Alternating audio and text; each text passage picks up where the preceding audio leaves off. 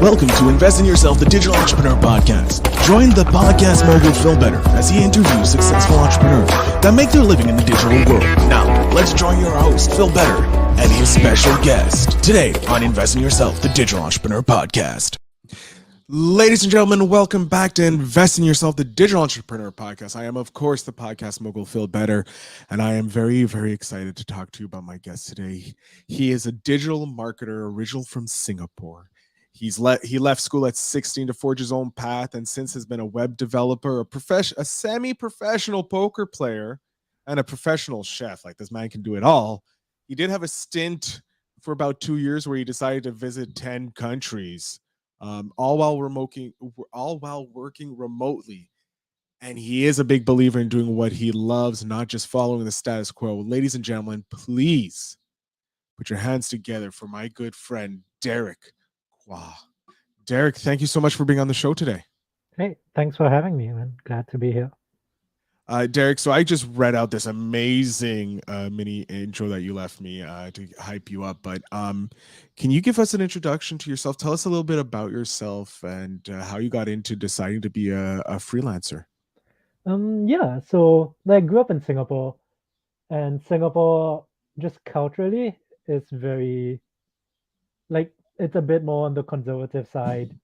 People follow the rules, do what they're told, right, and just kind of follow the status quo a lot, and that's never really been me. And so when I was 15, 16, I started kind of basically questioning just why I was in school, right? Being and kind of coming to the realization that I was really only doing school because that's what everyone does. And it's not actually that I was really gaining anything from it. And so I figured, that it would be more worth it to leave and just explore on my own, right? So yeah, so that's kind of what I did. I left school. I started blogging. I started reading Seth Godin's blog, and that's kind of how I got started. Okay. One day I dropped, Seth Godin has has a really great way of putting thoughts into Oh, words yeah. very concisely, and so you know, his blog really spoke to me. And one day, I guess being the courage of being a young kid, I dropped him an email. I just sent him an email with a random thought. There wasn't even a question. It was just a thought I had. And he replied to that email and he was like, "That's a great thought." And Wow. that eventually, the contents of the email became my first blog post. And that's kind of how I got started. Yeah. And then kind of since then, right, I've always been just kind of doing my own thing and just, the idea of being open to opportunities of whatever comes up, right? So back in the earlier days, I would, attend a lot of events, do a lot of networking stuff, right? Meet people, just kind of see what comes up you know, and yeah, just try and be prepared for whatever comes along. I love it. I love it. So Seth Godin's book kind of started your journey. Not his book, his blog started your journey into Yeah. this freelancing world of knowing that, hey, I'm not tied to a single location. I don't have to Yeah. follow the status quo as it is. So your why was because you didn't. It was just school wasn't for you. Yeah, I mean, a lot of it was just yeah, I wanted to explore, I wanted to do something different. Growing up, the dream was always like the my idol growing up was Steve Jobs, right? The dream was always to create something Mhm. and leave an impact. Um, yeah, and then I dropped off high school. I went to college in the States for for 2 or 3 semesters, and I dropped out of that. And the nomad thing came about because I didn't want to live in Singapore. I didn't really have any specific place to go, and work visas and work permits are difficult to get. So I just kind of, I would just fly to a place. I'd have, a 3 month or 6 month travel visa. And then when that ended, I would just go somewhere else. And that's kind of how I ended up doing the digital nomad thing. Wow. Yeah. Were you blogging the whole time while you were traveling? That like was that how you got into this digital lifestyle? Yeah, I mean, so I've always been a computer geek, right? I learned how to code when I was like 11, from books, like I remember being 12 years old and reading like Teach Yourself C++ in a weekend kind of book. Jesus. You're So more dedicated than I was. yeah, I've always been a big computer geek. So, when I left school, going into kind of the digital internet realm was always like it was just a natural progression. Yeah. And then when I was traveling, by that point I kind of like slowed down on my own blogging. But I was, working freelance, building websites for like small businesses and stuff like that. Started as a web developer as I was traveling. Yeah. I love it. So doing all this, like doing all that has given you this freedom to travel, to, live where you want, experience all these things. You must have come up with like dozens of memories, dozens, probably hundreds, if not thousands. Is there one that kind of like just stands out? Maybe it was a result you got for a client from either building them this great website or something else that you've done for them through your freelancing, or a moment where you're just sitting in this amazing vista or whatever like hits you at home and you're just like, wow, I can't believe I'm here. I mean, there are definitely a lot of the like I can't believe I'm here kind of moments, especially when I was traveling. Like I went through like I remember I spent like 2 months in the Bahamas, and that was an insane. And this it's more tied to the poker than to the kind of It's part digital of your journey as marketing an thing. entrepreneur because being Yeah, a poker player is still building a business because you have to get the funds, so you have to learn a skill and yeah. go. But yeah, so you were in the Bahamas for poker. Yeah, so I went to play the PCA. It was a poker tournament there, and it was like it was pretty insane because this was like one of the hugest tournaments. I played a few smaller kind of tournaments around Europe and stuff, and so you meet some players. And so at this tournament in the Bahamas, at the end, like there's a closing party, and so it's just this club. They book it out for like all the poker players, and I was there. And back then, when I used to play poker, I would wear when I played big tournaments, I'd always wear like a suit and tie, um, just cause The stand like out. impression, yeah, and like Yeah. the vibe that you give off. Um, yeah, and so we were at the club. I was in like my whole getup. I ran into one of the other players I'd met from like a previous event in Europe. He brought me over to like the VIP like table section, and like a while later, Jonathan Duhamel, who was the like World Series winner in like 2011, Hmm. like it's at the VIP section. So he comes by and he's like nice suit, and then we just start talking and like drinking together, and like he brings me over to their table where they have like bottles. It was a really insane night. Oh, that's a heck of a memory to have. Yeah, it was a lot of fun, right? And just like being like I'm partying with these people I've seen on TV, right? It's And pretty you're there. crazy. Wow, that's insane.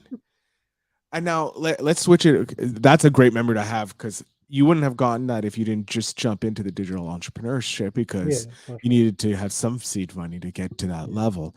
So let's go into the business side. Is there a memory from helping a client reach a goal that they had with you that just cements like, yeah, this is why I chose the freedom. Like, yes, being able to be a semi-professional poker player on weekends, be funded by my business is great, but like getting those wins for those clients do you have a memory of that? I mean it's a lot of kind of like small wins, right? When you do digital marketing, it's a lot of kind of small steps and Yeah. iterations. One of the things I remember the most, and it kind of comes down more to like personal satisfaction, right? More than for me, it's more like yeah, a personal thing of Mhm. we did this and it was really cool. Like one of the things I remember the most was I was working with a startup that was based in London, um, and just like doing paid ads for them. And I had done like a Coursera course on machine learning. And so we started like kind of doing different forms of testing instead of like a straight A/B test. We would run like 10 different variations and use like that like linear regression models and stuff to kind of see what factors affected the like click-through rates and stuff like that. And just kind of seeing all of that come together and like seeing the results of like, like being able to take something I've learned from a specific course and apply it. I think those are the things that like stick out to me the most. Wow, that is great. That is like that takes your learning to the next level because when you go to your next client, you can just provide this already informed decision on how to run a test or something like that. And, Yeah, or even for your own business, you already have this data to 10x your business because you're doing it on you're learning on the someone else's dime. Wow. yeah, definitely. We've um, done like with that client, we did a lot of like that sort of small tests, right? We did one where we personalized the homepage like headlines based on which ad they clicked. So if the ad says like design your own makeup palette versus create your own makeup palette, right? The homepage headline would be different. And we saw like more than the conversion rates on those personalized page were more than double. So that like that in itself was like it's a really small thing to implement, but it's also very easy to implement for any client to go to after yeah. that. Right? Wow, just that by just doing that little personalization, like Yeah. makeup or versus create. Yeah. Wow, Like that's making sure ins. your like landing pages match the ads and everything makes such a huge difference. Right. Yeah. Wow, I didn't even think of that. That's a huge thing. Like, I know this is a personal win for you, and you're sharing this win, but it's also a huge tip for any of my listeners. Like when they start doing their ads, because obviously organic works only for so much. You can only build up so much with organic. You start paid ads is where you start seeing the millionaire status implemented. But just knowing like this little tip from a win that you got for a client that's a little personal satisfaction will start them off huge when they start even doing those paid ads. Yeah, definitely. It's something that like every new client I go to, that's one of the things I like I've started bringing into pretty much every client now. Yeah, it's because it's a quick win to show that you know what you're talking about, and then Yeah. the next time you get to learn something with those clients, you bring it into the next client, and every client gets better and better. Wow, that's insane. Um, Derek, do you have another tip if you care to share? Like let's look at the people wanting to become into your world of freelancing, like being a freelancer or something like that. They don't want to build a business, they just want to have that like lifestyle of being able to jump around and travel for 2 years, you know. What kind of tip do you have for them to start this kind of like digital nomadacy I mean, lifestyle? I think on a like personal level, right, for most people, the biggest thing that holds them back is like the fear element, right? You get worried about money, you get worried about not knowing the right people, right? And yeah, and that's the thing that like stops most people. It's not, actually having the skills, it's not right. The skills and knowledge, a lot of people have that from their day jobs or whatever it Mhm. may be.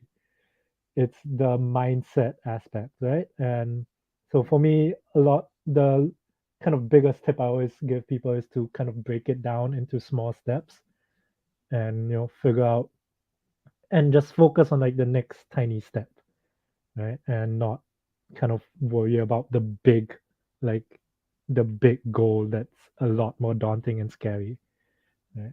So like for example, there was once when I did this was like when I was 20. I was like I want to do like a small concert for myself. Because like I used to like dabble in songwriting a bit, and it's like I want to just it's something I've always wanted to do. So we booked out like and thinking of like I want to put on a show for myself, really big scary project, right? Yeah. So then we break it down into like what's the first thing you need, right? Maybe like it's a location, or maybe it's a song, right? And so you focus just on that, right? And if it's like let's say you start with getting a location, right? The first you can break that down even smaller into what's the first step of finding a location is shortlisting 10 possible places to reach out to, right? And if you focus on that and your thought is just I need to find 10 places to reach out to instead of I need to like put together this show, and you just do it step by step that way, it gets a lot less scary, and you get confidence as you go, right? Each step you Mhm. take, you get more and more confidence. And like, the confidence comes through like small victories. I love it. No, that is it's true. And I'm just thinking about it. Like I've always wanted to put on a talk for podcasting in my area, and like it's always been such a huge daunting thing because like oh my god, like I have all these things, and as you're talking about it, like no, you just need to pick a venue, and I'm like shit. Yeah. Like yes, I already have a venue. I know a venue that's going to say yes to me. Okay, that solves like 80% of the problem Yeah. because And they then have once the you reach out to them, once they say yes, right, that gives you even more drive to move forward with it. yeah. Right. Instead of thinking about like 5 steps down the line, and then it gets much scarier. Oh my god. This is awesome. Thank you very much for that tip because it already solved a problem for me. So I know it's going to solve something for my audience. What's next? Like, what is something? What is a goal that you have? Um, I have a list of like 40 like life projects that I want to do. Ranges from like one day I want to write a book to, I want to open a restaurant in the next like 5 to 10 years. Right. Um, at the What would your moment, restaurant be on? my restaurant, I like the fine dining kind of stuff. So my background was the creative fine dining, like 7, 12 course tasting menus kind of places. Okay. So I did a pop up in Singapore earlier this year, actually. And if I open the restaurant, it will be built around that concept, actually. So I did a pop up where the idea was to encourage people to have like deeper conversations over the meal, Mm-hmm. right? Coming from a marketing perspective, you always ask like, what is a product for, right? The idea of like Apple isn't about computers; it's about creativity, etc. So for me, a meal is about, as much as the food is important, it's about bringing people together, right? And sharing memories with your loved ones. So what we did was, each guest you get a 12 personal values: love, happiness, peace, stability, etc. Mm-hmm. You choose 7 of the 12, and you get a 7 course meal based on what you chose. So if you Wow. and your partner have like 4 of the same and 3 different ones, you get 4 courses of the same dish, 3 courses of a different dish, and you encourage the conversation of like, why did you choose that, right? So yeah, that's kind of the big goal in the next 5, 10 years, is I'd want to open a restaurant that's like built around that concept. So you did a pop up of Yeah, this, I did like a weekend, like and two or what three was dinner services. I'm so interested in knowing what the feedback was from it.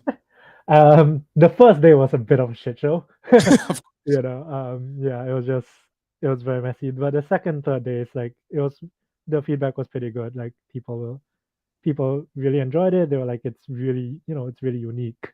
It's a different experience, and I oh my god, just doing that around Valentine's Day yeah, and like you oh my god, it would sell out because it's such a unique thing. Because like first dates, it would be great for first dates. yeah. One of my friends actually brought a date to it, and I think they're still together now. That's like 4 months ago, so Yeah, no, because it it wasn't the worst date, I guess. yeah, but it allows you to have these like great conversations. Like, what are your values when it comes to Yeah, love, or what is your values when it comes to certain things?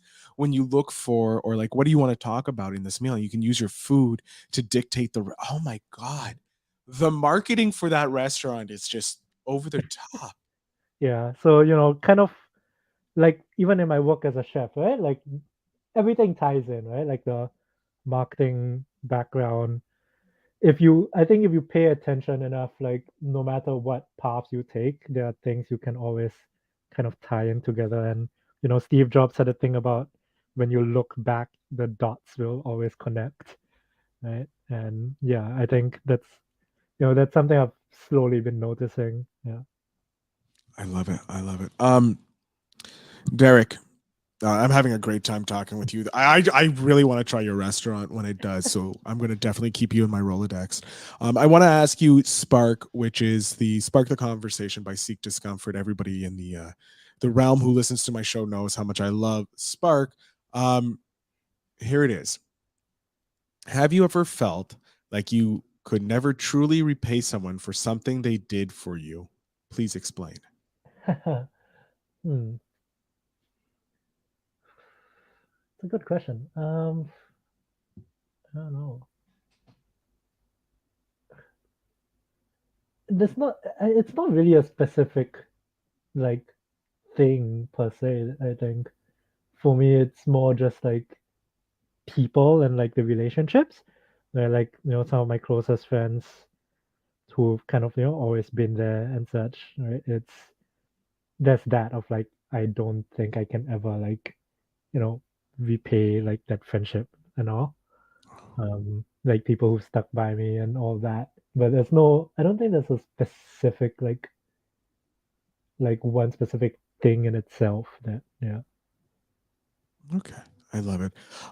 Derrick, we're coming close to the end. I'm going to jump off the screen here. I'm going to let you have the last little bit. Please tell my audience where they can find you, how they can support you, and the floor is yours, sir.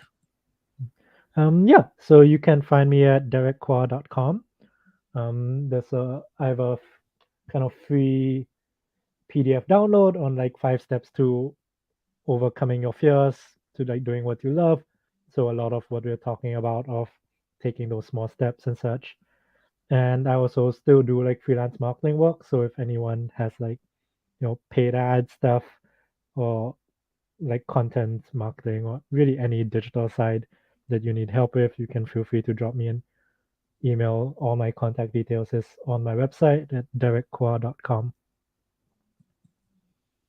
Awesome. Derrick, I want to thank you very much for sharing your unique journey into freelancing and how it's given you the opportunity to be partying in the Bahamas with some very professional poker players. To my audience, make sure you check out the links down below if you want to get that free PDF so that you can take those steps to start having a freedom that you're looking for or living the life like Derrick does. It seems like I'm going to download that because that's a life I want. But as always, the links are in the show notes down below. I thank you so much for listening, Derrick. Again, thank you for being on the show and sharing your story. It was a pleasure talking with you. Yeah, thanks for having me. I know it's great. Ladies and gentlemen of the audience, you know what to do. Always invest in yourself.